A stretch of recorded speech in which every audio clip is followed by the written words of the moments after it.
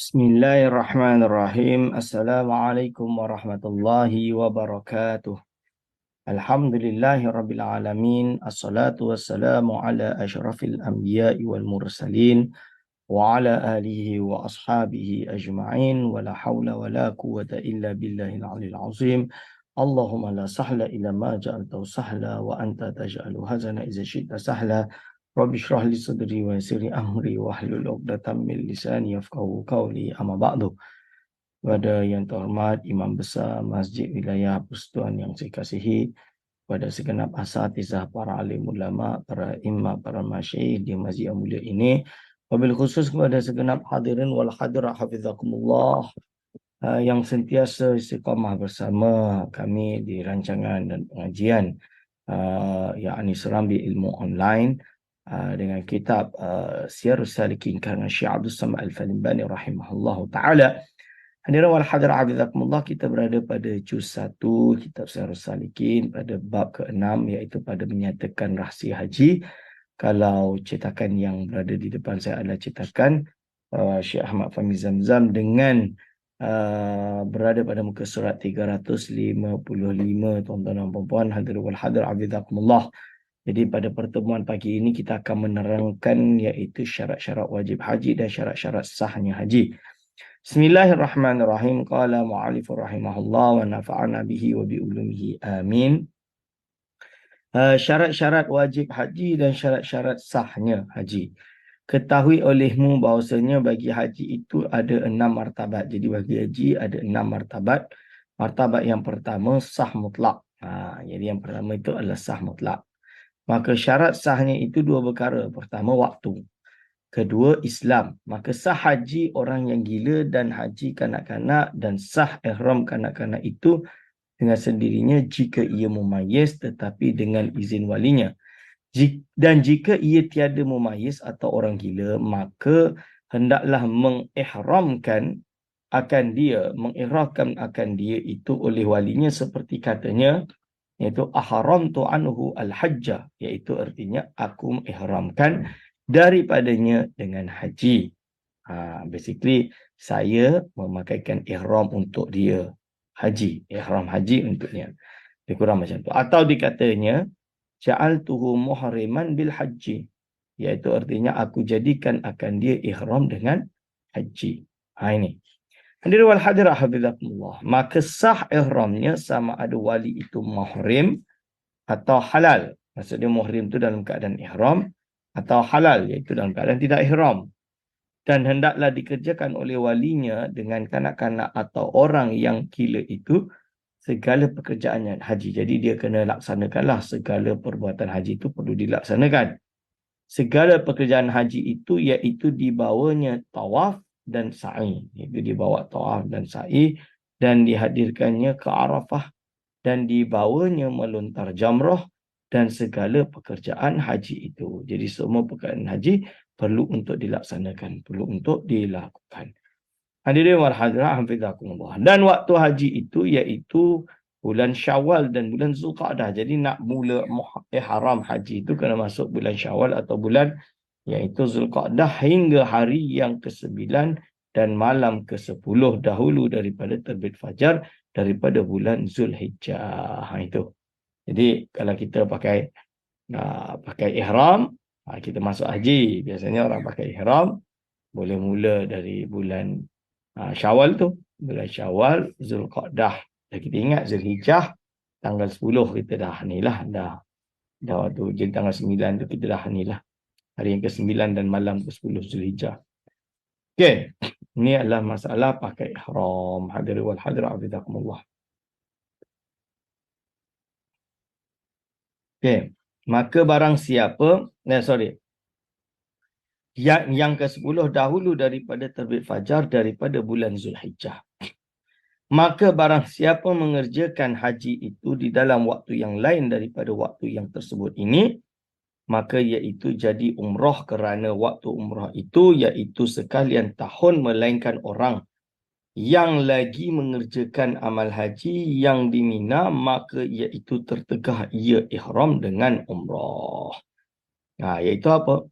iaitu jadi umrah kerana waktu umrah itu iaitu sekalian tahun. Jadi bila-bila. Melainkan orang yang lagi mengerjakan amal haji yang di Mina, maka ia tertegah ia ihram dengan umrah. Tak, kalau dia dah ihram dekat Mina dalam keadaan nak lakukan haji, dia tidak boleh ihram untuk melakukan umrah. Tapi waktu umrah tu adalah bila-bila sepanjang satu tahun. Macam tu. Martabat yang kedua adalah mengerjakannya sendiri.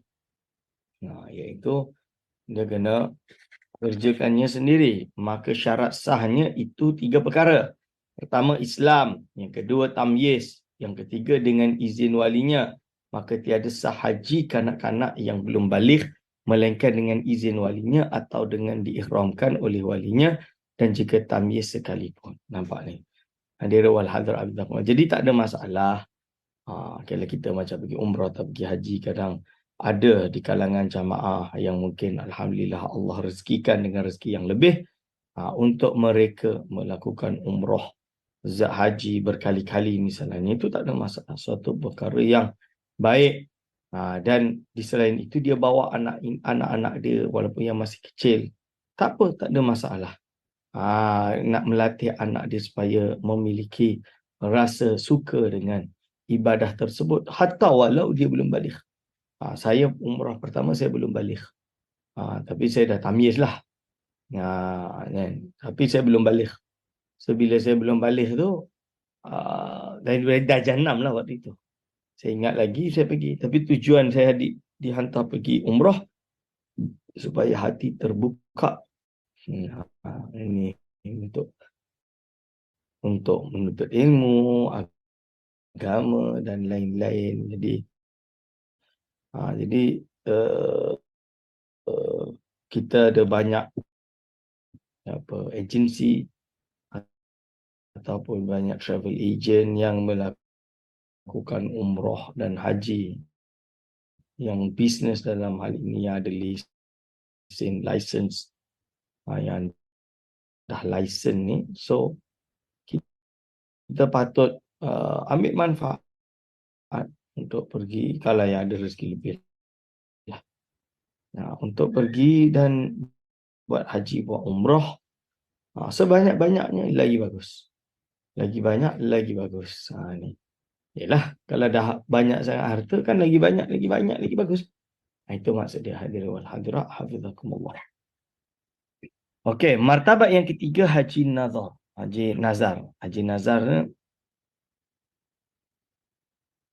nazar ni maksud dia berjanji, bersumpah, dia bernazar untuk buat haji. Maka termasuk iaitu haji nazar, maka syarat sahnya itu 3 perkara. Pertama, Islam. Kedua, akil. Yang ketiga, balik. Martabat yang keempat, haji Islam. Maka syarat sahnya itu 5 perkara. Pertama, Islam. Kedua, merdeka. Ketiga, akil. Keempat, balik. Kelima, waktu. Martabat yang kelima, haji sunat. Maka syarat jadi haji sunat daripada orang yang merdeka, yang akil, balik, itu bahawa telah mengerjakan ia akan haji fardu Islam kerana haji Islam terdahulu daripada lainnya. Dan kemudian daripada haji Islam itu adalah haji qada bagi seorang hamba yang memfasadkan atau merosakkan hajinya pada ketika ia hamba orang dahulu. Dan kemudian haji nazar, kemudian menghajikan akan orang. Kemudian maka haji sunat, dan tertib yang tersebut itu lazim, bukan sunat. Oleh kerana inilah tiada jadi haji itu melainkan haji yang terlebih, yang terdahulu tertibnya. Itu. Dan jikalau diniatkan haji yang kemudian, maka jadi haji kepada haji yang dahulu itu, misalnya itu bahawa ia belum mengerjakan haji Islam, maka ia berniat akan haji qada, maka tiada jadi hajinya itu melainkan haji Islam. Jadi kalau orang yang belum pernah haji, dia tak bolehlah qada haji. Membuat qada haji, badal haji, badal maksud dia. Jadi contoh dia, saya tak pernah pergi haji.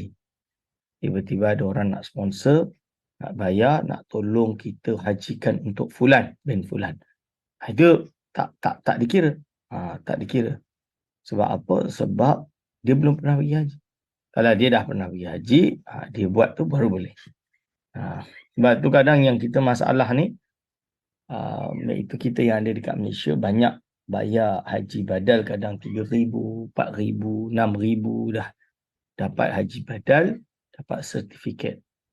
Tapi orang yang buat haji tu kita tak tahu betul ke dia buat untuk kita bayar je dapat sertifikat. Yang mungkin ini masalah, takut dia bohong lah. Sebab kadang-kadang ada beberapa kes. Dia orang kata ni ada beberapa kes, satu orang dia niatkan haji badal untuk 3 orang, 4 orang.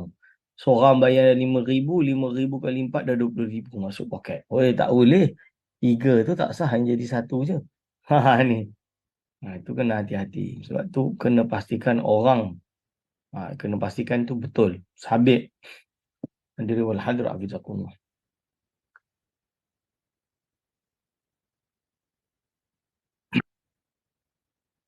Misalnya, itu bahawa ia belum mengerjakan haji Islam, maka ia berniat akan haji qada, maka tiada jadinya haji itu melainkan haji Islam. Demikianlah kiaskan olehmu yang kemudiannya itu. Dan setengah daripada haji yang sunat itu, iaitu haji kanak-kanak, dan haji orang gila, dan haji orang hamba. Haji hamba orang. Martabat yang keenam, wajib haji. Martabat yang keenam adalah wajib haji. Maka syaratnya itu 5 perkara. Pertama, Islam. Kedua, baligh. Kedua, aqil. Ketiga, baligh. Keempat, merdeka. Kelima, istita'ah, yakni kuasa mengerjakan haji itu, iaitu terbahagi atas 2 bahagi. Bahagi yang pertama, istita'ah binafsihi, yakni kuasa dengan sendirinya. Dan baginya itu ada 4 syarat. Syarat pertama, diperoleh bekal dan diperoleh tempatnya dan diperoleh belanja perginya dan datangnya.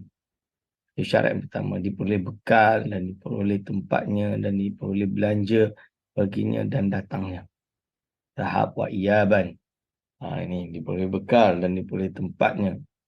Syarat kedua, diperoleh kenderaan bagi orang yang jaraknya antara Mekah 2 marhalah atau lebih.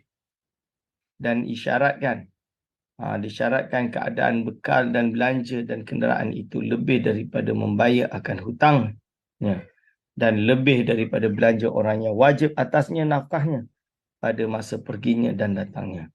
Dan disyaratkan pula lebih daripada tempat kediamannya dan lebih daripada hamba yang berkehendak ia kepadanya kerana berkhidmat akan dia, kerana ia tua atau kerana ia mempunyai martabat.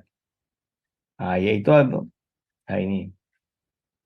Dia ada cara untuk mendapatkan iaitu transportation untuk pergi melakukan haji tadi.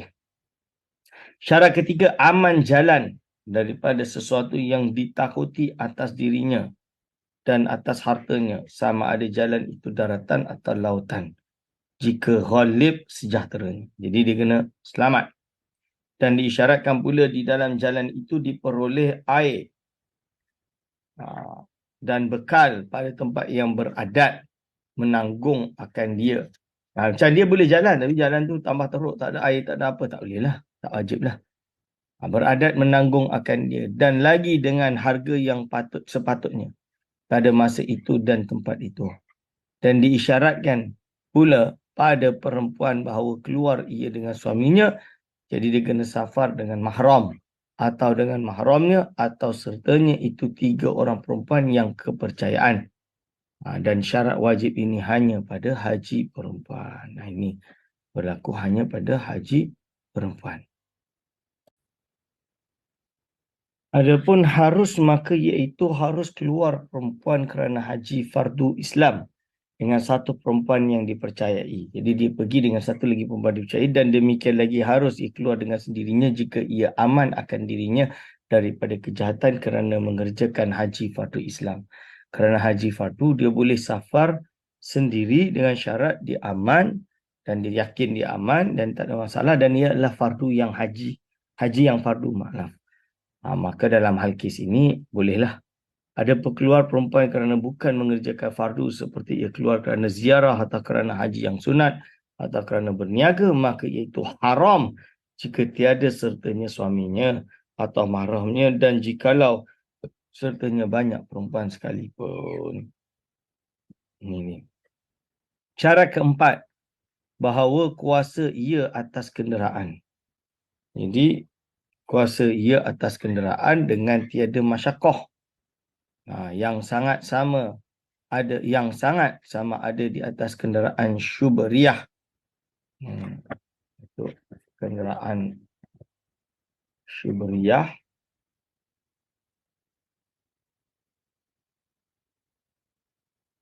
Maaf. Kenderaan yang khusus untuk membawa barang keperluan. Dan syakduk, cushion yang diletakkan di atas kenderaan.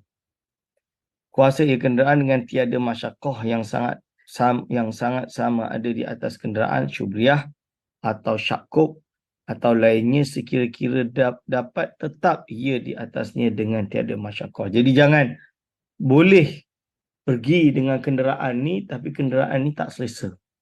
Menyebabkan dia tak ada tempat duduk, dia kena diri je. Itu penat, tak boleh lah. Itu tak dikira lah. Bahagi yang kedua, iaitu istita'ah bi ghairihi, yakni kuasa dengan orang yang lain, iaitu dua perkara. Pertama, orang yang ma'zub, yakni orang yang tiada kuasa mengerjakan haji dengan sendirinya sebab ia sangat tua, ma'zub. Sekira-kira tiada kuasa naik kenderaan atau sebab ia sakit yang tak ada diharap akan sembuhnya, maka wajib atas orang yang ma'zub ini bahawa mengupah ia akan orang yang mengerjakan yang menghajikan atasnya dengan upah yang sepatut. Dia kena bayar lah. Dia kena cari orang kalau boleh untuk gebadalkan kalau dia memang mampu dan juga dia ada boleh untuk buat tersebut dan dia ialah boleh suruh. Dan diisyaratkan wajibnya itu bahawa diperoleh akan upah itu lebih daripada hutang dan lebih dari tempat kediamannya, dan daripada khadam yang mengkhidmatkan jika dia mengkhidmatkan dia jika berkehendak kepadanya. Dan demikian lagi disyaratkan lebih daripada pakaian dan daripada belanjanya dan daripada orang yang lazim atasnya nafkah, tetapi disyaratkan yang demikian itu lebih dari belanjanya pada hari mengupahkan itu jua, dan tiada diisyaratkan lebih daripada belanja pulangnya dan perginya. Dan lagi disyaratkan bahawa adalah orang yang diupahkan menghajikan akan dia itu telah mengerjakan ia akan haji fardu Islam. Okay. Dan jikalau reda anaknya akan mengerjakan hajinya atau reda orang yang lain akan mengerjakan hajinya itu, maka wajib menerima ia akan yang demikian itu dan wajib memberi izin akan orang yang menghajikan akan dia, dan jika memberi anaknya itu akan dia harta untuk jadi upah bagi orang menghajikan akan dia itu, maka tiada wajib menerima ia akan dia. Hadir wal hadir azakumullah.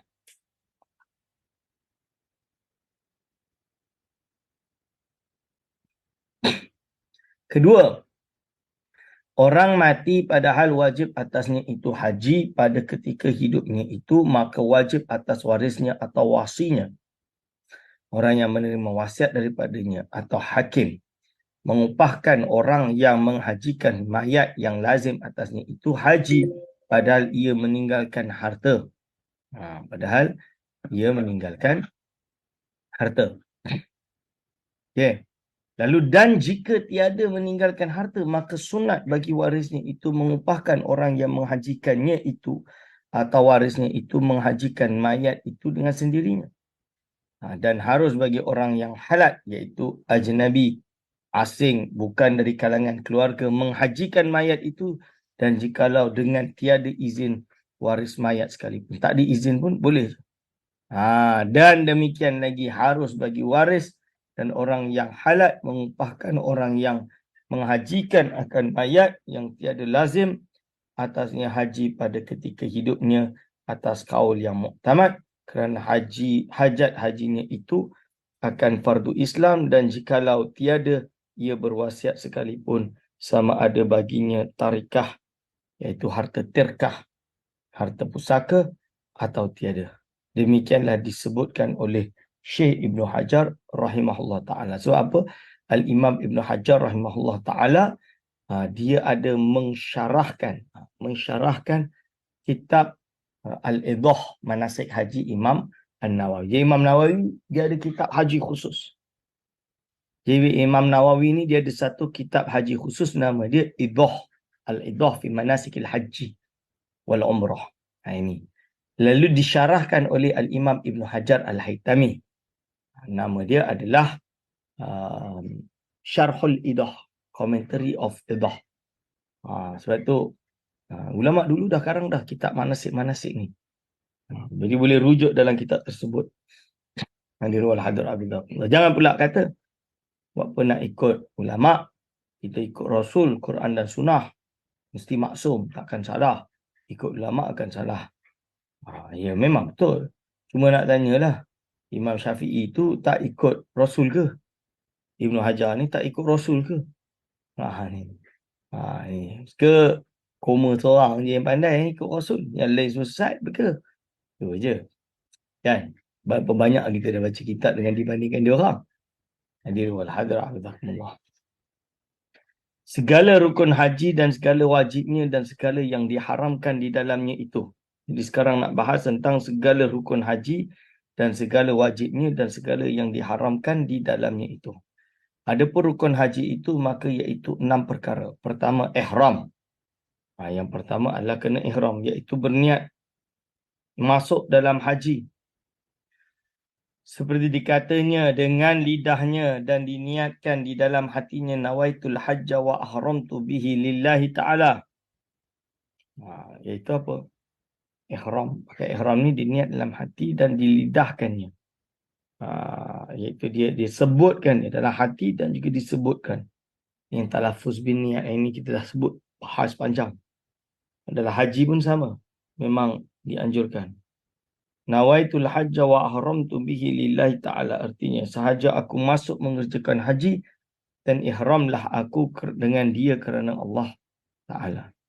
Dan sunat kemudian daripada itu diucapnya, labbaik Allahumma labbaik, labbaik la syarika laka labbaik, innal hamda wa ni'mata laka wal mulk la syarika lak. Tu kita sunat cakap banyak-banyak dalam perjalanan, dalam bas. Saya ingat dulu saya pergi umrah. Kita baca ramai-ramai. Labbaik Allahumma labbaik.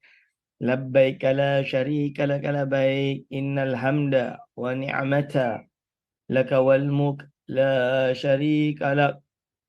Ramai-ramai dalam bas menuju dari Mekah, dari Madinah pergi ke Mekah. Kalau dulu kan flight zaman 96 dulu. Flight turun Jeddah. Lalu malam pagi-pagi naik bas pergi ke Madinah dulu 4 jam. Sampai di Madinah kita pergi ziarah semua tu, baru pergi ke Mekah. Kat Mekah tu, on the way nak pergi Mekah tu, labbaik Allahumma labbaik. Kedua, wukuf di tanah Arafah. Wukuf tanah Arafah. Ketiga, tawaf di pada Baitullah. Keempat, sa'i pada antara Safa dan Marwah. Kelima, bercukur atau mengirat rambut. Keenam, tertib kebanyakan rukun itu. Dia kena tertib. Rukun-rukun itu sebaiknya tertib.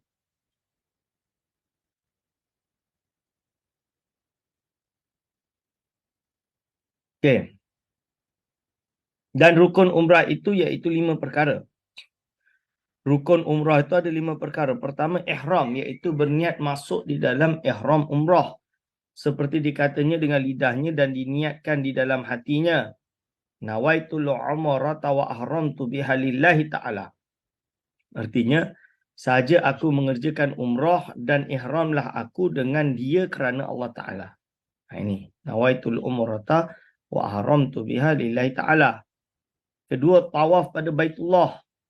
Tawaf pada Baitullah. Ketiga, sa'i pada antara Safa dan Marwah. Yang keempat adalah bercukur atau mengirat rambut.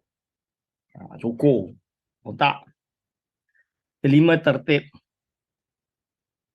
Adapun wajib haji yang melazimkan dam pada meninggalkan akan dia itu, maka iaitu 6 perkara. Jadi ada wajib haji yang melazimkan dia dam kalau ditinggalkan. Kalau ditinggalkan dia kena bayar dam. Kan? Kena bayar dam. Pertama, ihram daripada miqat. Maka barang siapa melalui akan miqat padahal ia tiada ihram dengan miqat, maka ihram ia dengan haji. Padahal tiada ia kembali pada miqat itu atas umpamanya, maka wajib atasnya itu menyembelih seekor kambing. Dah lepas baru ni kena sembelih seekor kambing. Maka jika tiada kuasa ia menyembelih kambing, maka hendaklah ia berpuasa. Ia puasa 10 hari, iaitu 3 hari di dalam haji dan 7 hari ketika ia pulang ke negerinya. Ini namanya bayar dam.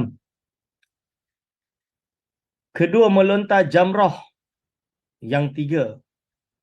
Kalau ditinggalkan, dia kena bayar dam. Maka pada wajib dam pada meninggalkan akan dia itu khilaf. Dan damnya itu iaitu seperti dam meninggalkan mikot itu. Yang ketiga, bermalam di Muzdalifah. Yang keempat, bermalam di Mina. Yang kelima, tawaf wada'. Tawaf wada'. Dan wajib dam pada meninggalkan salah satu daripada 3 perkara ini atas qaul yang muktamad. Dia atas qaul yang muktamad. Pada Imam Ghazali rahimahullah ta'ala.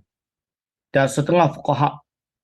Dan pada qaul yang dhaif, maka iaitu sunat memberi dam pada meninggalkan akan dia. Keenam, berhenti di Arafah hingga masuk matahari atas yang muktamad pada Imam Ghazali. Berhenti di Arafah. Dan meninggalkan akan dia itu wajib memberi dam. Dan yang muktamad pada setengah fuqaha bahawa berhenti di Arafah itu hingga masuk matahari itu sunat, bukannya wajib. Maka atas kaul ini sunat pada meninggalkan akan dia itu memberi dam, dan semuanya itu seperti dam pada meninggalkan miqat itu jua. Iaitu seperti dam tamattu' dan dam qiran, dan dinamakan dam ini dam tartib wa takdir, seperti yang lagi akan datang insya-Allah taala. Hadirin wal hadirat hafizakumullah. Adapun jalan kaifiat mengerjakan haji dan umrah itu, maka iaitu 3 perkara. Jadi jalan kaifiat mengerjakan haji dan umrah itu, maka iaitu 3 perkara. Pertama, ifrad, iaitu yang terlebih afdal, dan iaitu bahawa mendahulukan ia akan mengerjakan haji. Maka apabila selesai daripada mengerjakan haji itu, maka keluar ia ke tanah halal kerana ihram dengan umrah, dan yang terlebih afdal tanah halal kerana mengerjakan umrah itu iaitu Ji'ranah. Kemudian maka Tan'im. Ini hari ifrad lah. Kalau ifrad datang dah nak dekat ni tak apa. Kalau ifrad di awal penat lah. Dari Syawal dah ifrad. Berapa lama pakai ihram tu. Kemudian Hudaibiyah. Dan tiada wajib dam atas orang yang mengerjakan haji ifrad itu, tetapi sunat juga. Kedua, kiran, iaitu bahawa dihimpunkan haji dan umrah itu dengan sekali pekerjaan jua, seperti dikatanya dengan lidahnya dan diniatkan dengan hatinya, nawaitul hajja wal umrata wa ahramtu bihima lillahi ta'ala. Artinya sahaja aku masuk mengerjakan haji dan umrah, dan ihram aku dengan keduanya itu kerana Allah Ta'ala. Dan memadalah itu dengan amal haji jua, kerana masuk amal umrah itu di dalam haji, amal haji seperti masuk air sembahyang itu dalam mandi janabah. Tetapi jika ia tawaf dan sa'i dahulu daripada waktu wukuf di Arafah, maka sa'inya itu jadi amal bagi keduanya. Dirwal hadir hafizakumullah.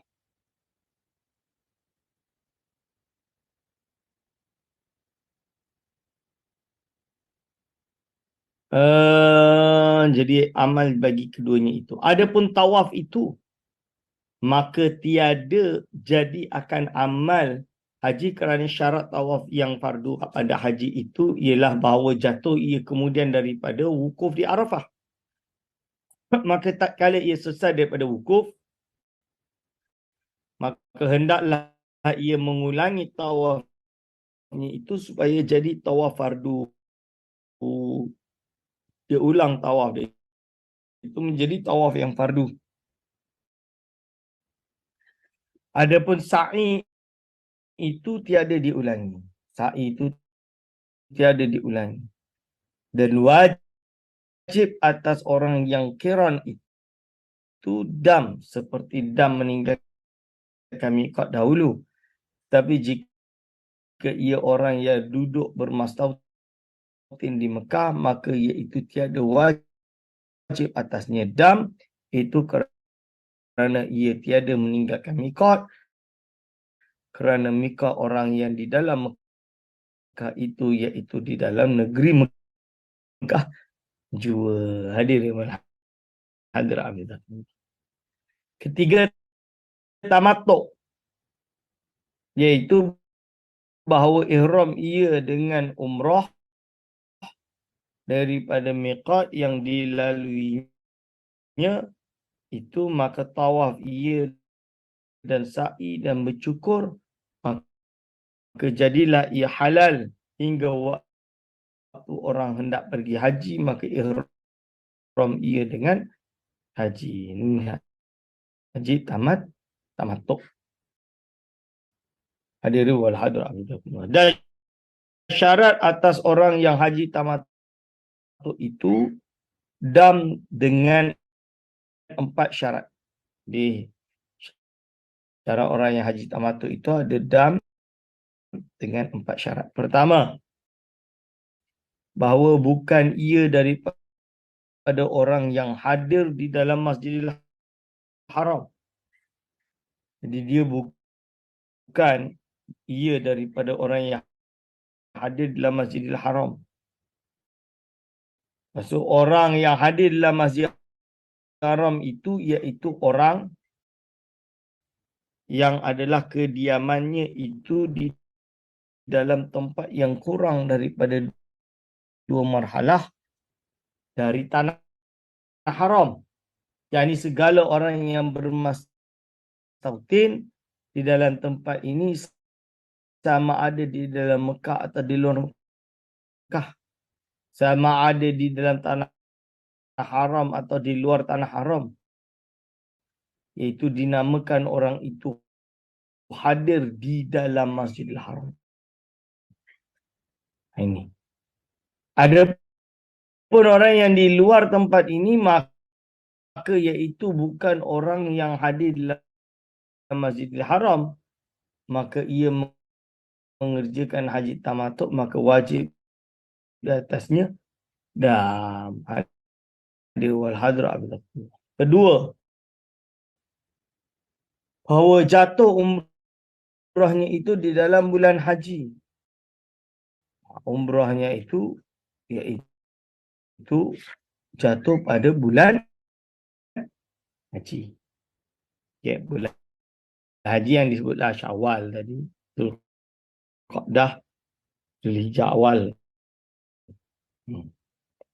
Ketiga, bahawa tiada ia kembali kepada miqat haji yang dilaluinya dahulu itu, atau miqat yang sama jauhnya dengan miqat yang dilaluinya itu.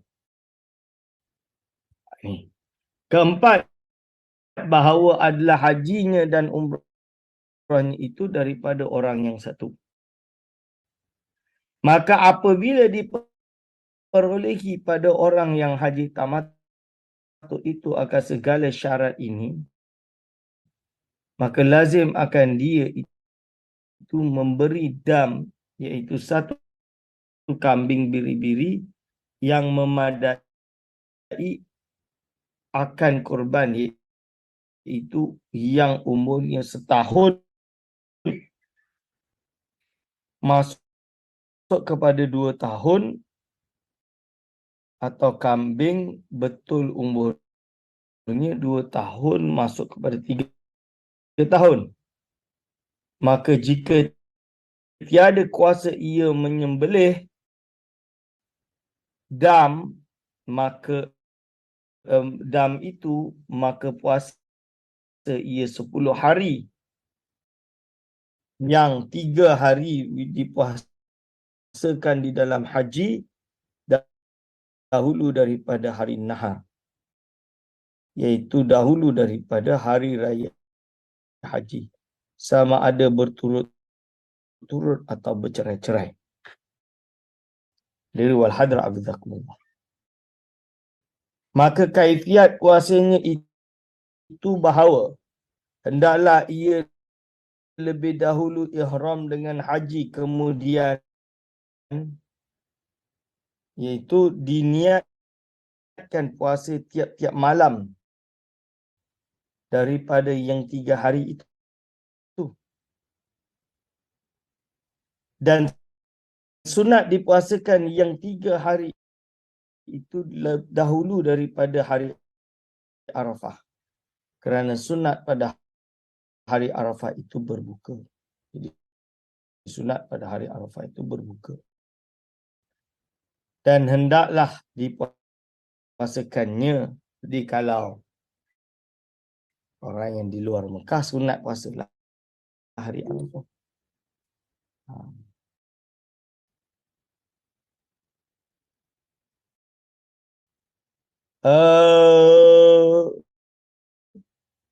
Dan hendaklah dipuasakannya akan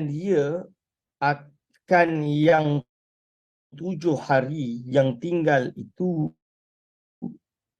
pada ketika ia pulang ke negerinya, simpan untuk pulang negerinya. Dan jika tiada dikerjakannya puasa, iaitu puasa yang 3 hari itu di dalam haji hingga sampai ia ke negerinya, maka hendaklah dipuasakannya itu 10 hari itu di dalam negerinya, itu sama ada ia berturut-turut atau bercerai-cerai.